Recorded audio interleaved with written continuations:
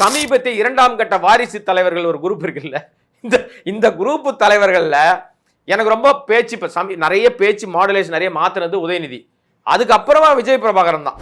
இப்ப சொல்றேன், சவால் விடுறேன், அன்னைக்கு எங்க அப்பா இருக்கும்போது என்ன சொத்து இருந்துச்சாதான் இருக்கு எங்க கிட்ட. அதே எண்டவர் காரு, அதே இனோவா, சவால் ஒத்தைக்கு ஒத்த வரியான்ற ரேஞ்ச் இருக்கும்ல, அப்படியே அந்த தொண்டர்கள் மத்தியில வந்து ஒரு பெரிய சவால் விட்டது மட்டும் இல்ல. நீங்க சொல்றேன்னா நான் அட்வைஸ் ஒண்ணு சொல்றேன், இஷ்டம்னா கேளுங்க, எல்லாம் விட்டு போங்க. ஆனா ஒண்ணு சொல்றேன், இந்த காங்கிரஸ் திடீர்னு உங்களுக்கு சப்போர்ட் பண்ணுது நம்பிடாதீங்க, இந்த காங்கிரஸை நம்பாதீங்க. விருதுநகர்ல இதுங்க என்ன பண்ணுச்சுன்னு எனக்கு தெரியும், நான் எல்லாத்தையும் பக்கத்துல இருந்து பார்த்தேன் அப்படின்னு சொல்லிட்டு. இல்ல என்னன்னா ஆக்சுவலா நம்ம வந்து சிபிஐ விசாரணை என்கொயரி நம்ம நிறைய நண்பர்கள் பேசுறோம் இல்லையா, நிறைய பேர்கிட்ட பேசும்போதெல்லாம் இது வந்து விசாரணை என்ற பேரில் இவர் கூப்பிட்றதே வந்து முழுக்க முழுக்க இவருடைய அரசியல் கேமுக்கு. இந்த கேம்ல அவங்கள எப்படி விளையாடுவாங்க, அந்த கேம்ல இவர் எப்படி விளையாட போறாங்க, அதான். இதுல இருந்து விசாரணை 41 பேருடைய மரணம், உடனே இவரை பிடிச்சி ஜெயிலில் போட்டுருவாங்க, அதெல்லாம் எதுவும் கிடையாதுங்க. அதெல்லாம் எதுவும் நடக்க போறதும் கிடையாது. இவருக்கு வந்து தீராத ஒரு மிகப்பெரிய மன உளைச்சலை கொடுப்பதற்காக இந்த விசாரணை, அவ்வளவுதான்.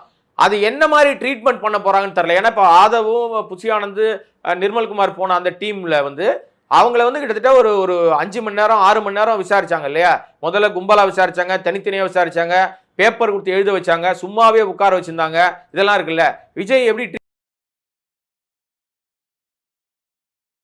ஒற்றன் செய்தி நேயர்களுக்கு வணக்கம். வணக்கம் கொடைங்க. வணக்கம் ஒற்றன். சொல்லுங்க ஒற்றன். உங்களுக்கு ஒரு அட்வைஸ் சொல்றேன். என்னங்க நீங்க தானங்க, நீங்க என்ன விட பெரியவர் சொல்லாங்க. விஜய் அண்ணா, உங்களுக்கு காங்கிரஸ் ஆதரவு கொடுக்கறாங்க அப்படின்னு நம்பிராதீங்க. அந்த இதற்கு தானே ஆசைப்பட்டேன், பாலகுமாரா படத்துல வந்து வந்துடாதீங்க போயிருங்க அப்படின்ற மாதிரியா. எனக்கு அப்படித்தான் தோணுச்சான் தம்பி பேசுனேன். ஆனா என்னடா தம்பி வந்து அண்ணனுக்கு இந்த அளவுக்கு அட்வைஸ் பண்றது வந்துட்டியா அப்படின்னு. ஆக்சுவலா நான் நிஜமாவே விஜய் பிரபாகரனை பாராட்டுறேன். உண்மையிலேயே எனக்கு வந்து அந்த ஸ்பீச் நான் ஃபுல்லா கேட்டேங்க.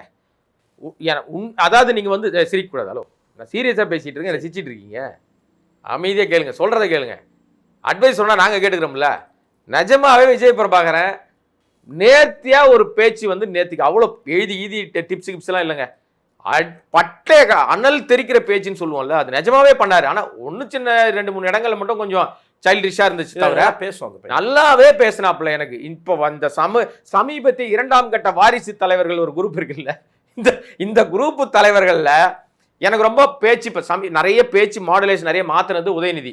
அதுக்கப்புறமா விஜய் பிரபாகரன் தான். இல்ல நல்லா பேசலாம், நல்லாவே பேசினாரு. அதுல என்னன்னா அந்த அந்த சவால் விட்ட விஷயம்லாம் இருக்குல்ல, அந்த சவால் நிஜமாவே பயங்கரமா பாராட்டுறேன். எனக்கு ரொம்ப பிடிச்சிருந்து அந்த பேச்சு. என்னன்னா இப்ப சொல்றேன், சவால் விடுறேன், அன்னைக்கு எங்க அப்பா இருக்கும்போது என்ன சொத்து இருந்துச்சாதான் இருக்கு எங்க கிட்ட.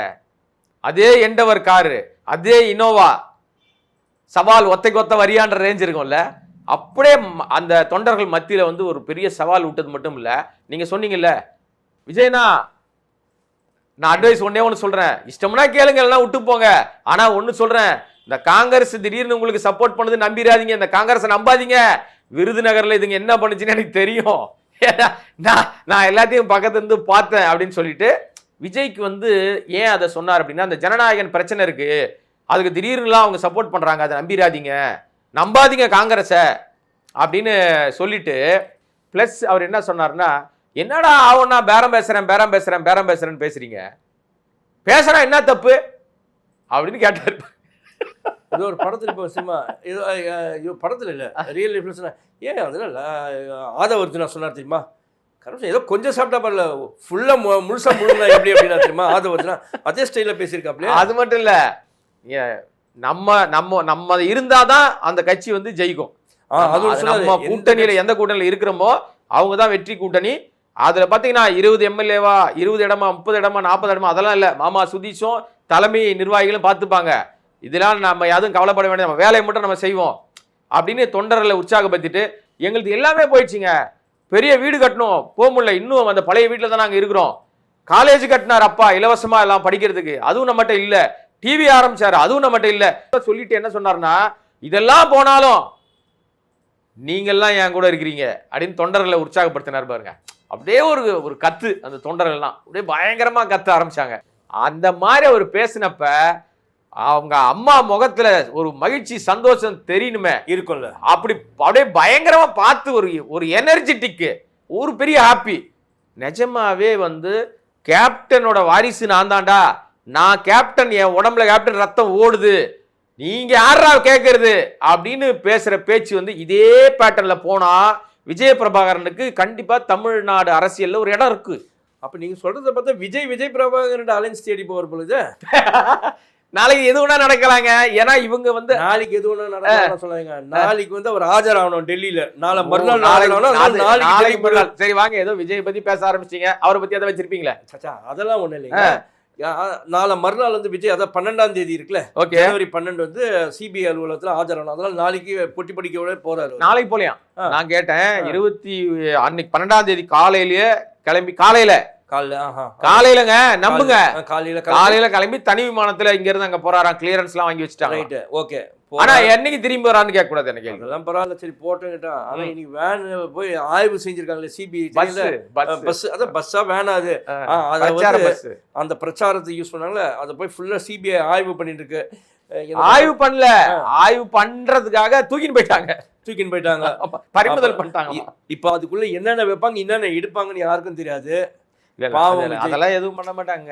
இது என்னைக்கோ பண்ண வேண்டிய விஷயம்.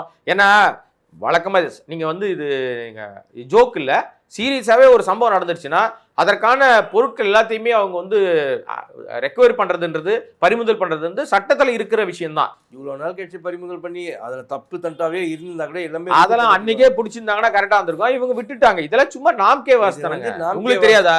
பாத்துக்கிட்டு இருக்கிற நேயர்களுக்கு தெரியாதா? இது நாம்கே வாஸ்து தான். அவ்வளவுதான். என்னென்ன மிரட்டப்படுவாரா இல்ல உண்மையிலே விசாரிக்கப்படும்? இல்ல என்னன்னா, ஆக்சுவலா நம்ம வந்து சிபிஐ விசாரணை என்கொயரி நம்ம நிறைய நண்பர்கள் பேசுறோம் இல்லையா, நிறைய பேர்கிட்ட பேசும்போதெல்லாம் இது வந்து விசாரணை என்ற பெயர்ல இவர் கூப்பிடுறதே வந்து முழுக்க முழுக்க இவருடைய அரசியல் கேமுக்கு, இந்த கேம்ல அவங்கள எப்படி விளையாடுவாங்க, அந்த கேம்ல இவரே எப்படி விளையாட போறாங்க, அதான். இதுல இருந்து விசாரணை 41 பேருடைய மரணம், உடனே இவரை பிடிச்சி ஜெயில போட்டுருவாங்க, அதெல்லாம் எதுவும் கிடையாதுங்க. அதெல்லாம் எதுவும் நடக்க போறதும் கிடையாது. இவருக்கு வந்து தீராத ஒரு மிகப்பெரிய மன உளைச்சலை கொடுப்பதற்காக இந்த விசாரணை, அவ்வளவுதான். அது என்ன மாதிரி ட்ரீட்மெண்ட் பண்ண போறாங்கன்னு தெரியல. ஏன்னா இப்போ ஆதவும், புஷி ஆனந்த், நிர்மல்குமார் போன அந்த டீம்ல வந்து அவங்கள வந்து கிட்டத்தட்ட ஒரு 5 மணி நேரம் 6 மணி நேரம் விசாரிச்சாங்க இல்லையா. முதல்ல கும்பலா விசாரிச்சாங்க, தனித்தனியா விசாரிச்சாங்க, பேப்பர் கொடுத்து எழுத வச்சாங்க, சும்மாவே உட்கார வச்சிருந்தாங்க, இதெல்லாம் இருக்குல்ல. விஜய் எப்படி ட்ரீட் பண்ண போறாங்கன்னு தெரியல. நான் சொல்றேன் எப்படி பண்ணுவாங்க தெரியுமா? 10 மணிக்கு வந்துருங்க அப்படின்னு சொல்லுவாங்க ஆஜரவனு. இவர் டோர் கிட்ட போனேன்னு அங்கே வெளியே டேபிளில் சேர் கூட இருக்காது, அந்த காரிடாரில். அங்கே பண்ணால் இங்கே வெயிட் பண்ணுங்க, வருவாங்க போவாங்க, இந்த சார் உள்ளே இருக்கா பேசு, வருவாங்க போவாங்க சார் அப்படின்னு. அவங்க அசிஸ்டன்ட் கூட உள்ளே சேர்க்க மாட்டாங்க, ஏன்னா மேனேஜர். ஆனால் இவர் செலிபிரிட்டினே யாருன்னா சின்ன அசிஸ்டன்ட் யாருன்னா பக்கத்தில் கிக்கத்தில் நிற்கிறது, தண்ணி கிண்ணி கொண்டாந்து கொடுக்குறது, அந்த மாதிரிலாம் இருக்கலாம். அப்படி இதெல்லாம் தூரத்தில் இருந்தால் கூட சார் என்ன சார், இல்லைப்பா சார் பிஸியாக இருக்கா, வரான்னு சொல்லிட்டு நீங்கள் பாருங்க 3 மணி வரைக்கும் பார்த்துட்டு 4 மணிக்குள்ள ஒரே நாள் விசாரணை, 4 மணிக்கு பார்த்துட்டு சரி வாங்க உள்ளன்னு சொல்லிட்டு 4 மணிக்கு நிற்க வச்சுட்டு 4 மணிக்கு உள்ளே கூப்பிட்டுட்டு, இதுதான்டா சிபிஐனா என்ன, நீ சினிமா வேற இங்கே வேறன்னு சொல்லிட்டு ஒரு அரை மணி நேரம், நாளைக்கு வாங்கன்றோம், அரை மணி நேரம் கூட இருக்க, 10 நிமிஷம் 4 நிமிஷம், ஓகே ரைட்டு, இதெல்லாம் சரி நாளைக்கு வாங்க அம்மா அப்படின்னு சொல்லிட்டு இவர் அனுப்பிச்சிடுவாங்க. இவர் எங்கே இருக்கிறாரு தங்குறாரோ அங்கே ஃபுல்லாக சிபிஐ கண்ட்ரோலுக்கு போயிடும். அவங்க எடுத்துப்பாங்க, ஃபுல்லாக எடுத்துகிட்டு இன்டெலிஜென்ஸ், அவங்களோட இன்டெலிஜென்ஸ் இவரோட வர்றது போகிறது கால் ட்ராக்கிங் எல்லாம் பண்ணுவாங்க. அன்றைக்கி ஒரு ராத்திரிக்குள்ளே என்ன நடக்குதுன்னு முடிச்சுட்டு மறுநாள் திருப்பி அவங்க போனோன்னு சைலண்டாக விட்டுருவாங்க. விட்டுன்னு இதே மாதிரி காலில் முன்னாள் என்ன நினச்சோ அதே மாதிரி 2 நாள் நடக்குமா? 2 நாள் நடக்கும் சார். எப்படி தெரியுமா, சும்மா அல்லல் பட வைப்பாங்க இவரை. திரும்பி நீங்கள் போய்ட்டு ஒன்றும் இல்லைங்க, நீங்கள் போய்ட்டு திருப்பி வரணும்னு நான் 4 வாட்டி வர வைப்பேன், நீங்கள் ஒரேடியாக இருந்தீங்கன்னா பரவாயில்லன்னு சொல்லிட்டு. இது என்னன்னா நீங்கள் சொன்னீங்க பாரு, மன உளைச்சல் கொடுக்குது. இந்த மன உளைச்சலை கொடுக்கணுமே நம்மள. ஆனால் இந்த மன உளைச்சலும் தாண்டி அவர் வந்து ரைட் ஓகே ஃபேஸ் பண்ணுறோன்னா அந்த ஒரு மனப்பான்மைக்கு வந்துட்டார்னா விஜய்க்கு ப்ளஸ்ஸாக இருக்கும். இதை வந்து சென்சார் விஷயத்தில் இப்போ பண்ணார் தெரியுமா, அதாவது தயாரிப்பாளர் பண்ணார் தெரியுமா, கோர்ட்டுக்கு போனாங்க, அந்த மாதிரி உங்களுக்கு போனாங்கன்னா இவங்களுக்கு ட்ராபேக் ஆகிடும். இல்லை ஆக்சுவலாக எனக்கு தெரிஞ்சு வந்து இது முழுக்க ஒரு ட்ராமாவுடைய அடுத்த கட்ட நடவடிக்கை தான், நாடகம் தான் இது. இந்த நாடகத்தினுடைய உச்சபட்ச காட்சி என்னவா இருக்கும் அப்படின்னா அது விஜய்க்கு பாசிட்டிவாக தான் அமையும் எனக்கு தெரிஞ்சு. நான் ஃபீல் பண்ணுறதை பொறுத்து. ஏன்னா விஜய் செய்கிற எல்லாமே சைல்டிஷாக இருந்தால் கூட அது வந்து அவரை வந்து பாதிக்கவே இல்லையே. இன்னைக்கு ஐயோ விஜய் அண்ணா பாவம் தானே சொல்கிறாங்க. 41 பேரை கொன்னவையா கொலகாரையான்னு சொன்னால் ஒத்துக்க மாட்டுறாங்க. ஆக்சுவலாக பார்த்தீங்கன்னா இது வந்து ஒரு சாமான குப்பனோ சுப்பனோ பண்ணியிருந்தாருன்னு வச்சிங்களேன், இந்நேரம் ஜெயிலுக்குள்ள வந்திருப்பாங்க. ஆமாங்க, எத்தனை பேர் அந்த மாதிரி இருக்காங்க, ஜெயிலுக்குள்ள வந்திருப்பாங்க, செய்யாத தப்புக்கெல்லாம் உள்ள. இன்னொரு விஷயங்க, நீங்க வந்து ஒரு விசாரணைக்குள்ள இருக்கும்போது சம்பந்தப்பட்ட பாதிக்கப்பட்டவர்களை நீங்க தனியா கூப்பிட்டு அவங்க கிட்ட பணம் கொடுக்கறதுன்றது அந்த சாட்சியத்தை விலைக்கு வாங்குற விஷயம். அடிப்படையில் சட்டத்தை தெரிஞ்ச எல்லாரும் சொல்லி கொடுத்துருப்பாங்க. 20 லட்ச ரூபா கொடுத்து விலைக்கு வாங்கியிருக்காருல்ல 41 பேரையும். நீங்கள் அரசாங்கம் கொடுத்ததுன்றது வேறங்க. 10 லட்சம் கொடுத்தது அது இழப்பீடு. இவர் கொடுத்தது அந்த சாட்சிகளை கலைப்பதற்காக. இனிமே அந்த 20 லட்சம் வாங்கினவன் விஜய்க்கு எதிராக எப்படி சொல்லுவான் சாட்சி? இதுல இன்னும் ஒரு பெரிய பிளஸ் என்ன தெரியுமா, இவரை அரெஸ்ட்லாம் பண்ண மாட்டாங்க. அப்படியே அரெஸ்ட் பண்ண மாட்டாங்க. நானும் நம்பல. அது அரெஸ்ட் பண்ண மாட்டாங்க. இன்கேஸ் ஒரு சுச்சுவேஷன் அரெஸ்ட் பண்ற மாதிரி வந்தா கூட இவர் அப்படி ஒரு கவர்மெண்ட் நினைக்குது இவர் எப்படியா டிஃபேம் பண்ணும் அப்படின்னு, இவர் மன உளைச்சல் கொடுக்கணும் அப்படின்ட்டு சிலரை பண்ணுவாங்க தெரியுமா. அது மாதிரி பண்ணாங்கன்னா கூட இவர் பொறுமையா இருந்தாலும் அது ஒரு பிளஸ்ஸாக தான் இருக்கும். கருணாநிதி கருணாநிதியை அரெஸ்ட் பண்ணாங்க அந்த காலத்துல. அப்ப பண்ணதுதான் இன்னைக்கு ஒரு பிளஸ். இங்க மிஸ் ஆல உள்ள இல்ல நான் என்ன சொல்ல வரேன்னா, பொறுமையா இருந்தானா அவர் என்ன பேசி தள்ளி என்னத்தை அறுத்து தள்ளி கீச்சிட்டாரு? ஒண்ணுமே கிடையாது. காலங்காலமா 40 பேர் கொண்ட பிறகு கூட கேள்வி கேட்காம ஓடி போய் ஒளிஞ்சு 30 நாள் பங்கர்ல பதுங்கி இருந்தாரு. அவரெல்லாம் எங்க பேச போறாரு? அவர் பிரச்சனைக்கே பேச மாட்டாரு. 450 500 கோடி ரூபாய் செலவு பண்ணி ஒரு படம் எடுத்திருக்காரு ஒரு ப்ரொடியூசரு. யாரோ ஒருத்தர் ஒரு வேற மொழியிலேருந்து வந்திருக்காரு. அந்த பிரச்சனையில வாய் திறந்து ஏங்க என் படத்தை நிப்பாட்டுறீங்க, அதுல நான் என்னங்க தப்பா சொல்லியிருக்கேன்னு கேட்கவே அவரால் முடியல. ஓகே, எனிவே ஆக மொத்தம். ஆனா என்ன தெரியுமா பிரச்சனை? இப்ப விஜய்ன்றதுனால திரும்பியும் விஜய்க்கு அட்வைஸ் பண்ற ஆட்கள் தப்பா பண்றாங்கன்னு மறுபடியும் ஒரு பிரச்சனை வந்திருக்கு பாருங்க. இப்போ ஏற்கனவே புலி படம் உங்களுக்கு தெரியும், நம்ம நண்பர் இருக்காருல்ல செல்வகுமார், பிடி செல்வகுமார் தயாரிப்பாளரா மாறுற அந்த புலி படத்துல 15 கோடி ரூபாய் இவர் சம்பளம் வாங்கினதை மறைச்சிட்டாருன்னு ஒரு கேஸ் வருமான வரித்துறை கேஸ் போட்டுச்சு. அந்த கேஸ்ல இவருக்கு ஒரு 1.5 கோடி ரூபாய் ஃபைன் போட்டாங்க. இது நடந்தது 2023. அப்போ பண்ணாங்க. 2023 இவர் ஒரு கோர்ட்ல கேஸ் போடுறாரு. என்ன போடுறாருன்னா, இந்த அபராதம் போடுறது தப்பு, இவங்க வேணும்னே எனக்கு அபராதம் போட்டிருக்காங்க அப்படின்னு. அதான் ஏதோ ஒன்று அந்த விஷயத்துக்கு ஒரு கோர்ட்டுக்கு போனார்ல, அதுக்கு இப்ப சொல்லியிருக்கு அவங்க அபராதம் போடுறது கரெக்ட் தான் வருமான வரித்துறை, நீ அந்த காசை கட்டித்தான் ஆகணும் ராஜா, நீ கட்டு காசை நீ ஒழுங்கு மரியாதை கட்டு. இப்ப தேவையில்லை. ஒரு மனுஷனுக்கு சுக்கிரதசை அடிச்சுன்னா தூக்கி அடிச்சு உச்சத்துல உட்கார வைக்கும். அதே மனுஷனுக்கு வேற வகையில பின்னாடி அடி வெளுத்துதுன்னு வச்சுங்களேன், போற பக்கம் அடி விடும். பாருங்களேன், கரூர்ல ஆரம்பிச்சு திரும்பின பக்கம் அடி. இந்த படம் அந்த அந்த ஜென்சி கூட்டம், இந்த தொண்டர்கள்லாம் காத்து கிடந்தாங்க, ரசிகர்கள்லாம் எப்படியாவது படம் வந்துடும்னு. என்ன பண்ணாலும் வரல. பொங்கல் கொண்டாடலான்னு பார்த்தாரு, கேசரி பொங்கலை. இல்ல நாங்க இந்த பராசக்தி பொங்கலை கொண்டாடுகிறோன்ட்டு பொங்கலுக்கு அந்த படம் வரல. படம் எப்போ வரும்னு நினைக்கிறீங்க? ஐடியா என்ன? படம் 23ஆம் தேதி 21 கேஸ் வருது. அதுக்கப்புறம் என்ன வருது என்னன்னு பார்க்கணும். கேஸில் இவங்க எப்படி என்ஓசி அங்கே வாங்கணும், கண்டிப்பாக வாங்கி அதை சப்மிட் பண்ண டிஃபென்ஸில் என்ஓசி வாங்கி சப்மிட் பண்ணும். அதனால் நான் எதிர்பார்க்கறதுனா ஒரு 26 அதாவது ரிப்பப்ளிக் டேட்டில் குடியரசு தினம் அன்னைக்கு ரிலீஸ் ஆகலாம் அப்படின்னு எனக்கு ஒரு நம்பிக்கை. ஆமாங்க, கரெக்ட். நானும் அதான் நினைக்கிறேன். 26க்கு வாய்ப்பு இருக்கு. என்னைக்கு வந்தாலும் அந்த ரசிகர்கள் கொண்டாட தான் போறாங்க.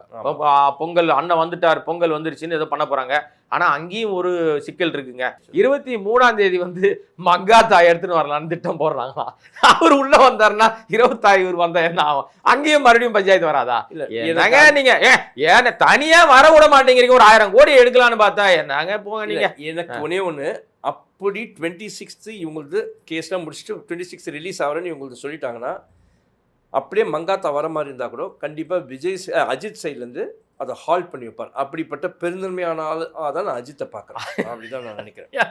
அஜித் மேலே என்னங்க தப்பு இருக்கு? அவர் தப்பு இல்லை. அவர் அந்த தயாரிப்பு நிறுவனம் ஏற்கனவே சொல்லிட்டாங்க, ரிக்வெஸ்ட் பண்ணுறதுக்கான வாய்ப்புகள் இருக்கு. ஏற்கனவே சொல்லிட்டாங்கங்க, நாங்க 22ஆம் தேதி வரப்போறோம், 23 வரப்போறோம் ஏற்கனவே சொல்லிட்டாங்க. இன்கேஸ் 26 வரதா இருந்தா அதை அஜித் எல்லா இடத்துலயும் உள்ள பூந்து ஆட்டத்தை கலைக்கிறது ஜனநாயகன் டீம். அவங்க பாவம், அவங்க இப்ப பராசக்தி எப்போ சொல்லிட்டாங்க பொங்கலுக்கு வரேன்னு. நீ தீபாவளிக்கு வர வேண்டிய ஆளு வராம இங்க 7:30 கூட்டினா கடைசியில கோர்ட்டு உனக்கு பொங்கலே இல்ல, போ நான் வைக்கிறேன் பொங்க வைக்கிறேன் வா டெல்லிக்கு வான்னு கூப்பிட்டுருச்சு. ஓகே, இதுக்கு மேல நான் இருந்தா சரிப்பட்டு வராது. ஓகே, நன்றி, வணக்கம். நன்றி கொடங்கி, நன்றி நேயர்களே.